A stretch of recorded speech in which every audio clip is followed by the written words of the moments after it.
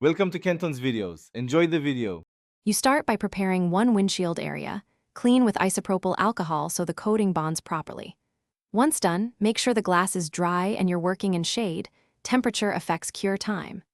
Shake the applicator for 20-30 seconds, uncap it, then press briefly to load the pad. You should see a slight wetting.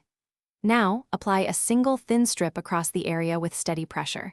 This primes the surface and prevents streaking as you continue. Now you spread the coating methodically, working a small section at a time so it dries uniformly. Use overlapping 10-15 centimeter passes and maintain even pressure. This creates a uniform film. Once done with one section, immediately buff the area with the included microfiber in circular motions to remove excess.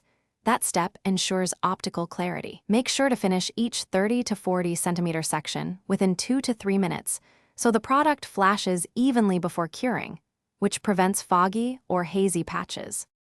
The final steps focus on cure and inspection.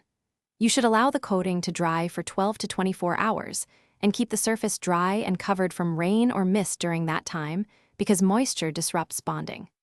Once cured, inspect at a low angle in good light and buff any small defects with a clean microfiber. This restores shine.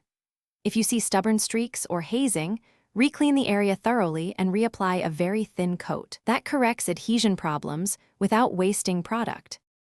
Thanks for watching. Consider subscribing if we helped you.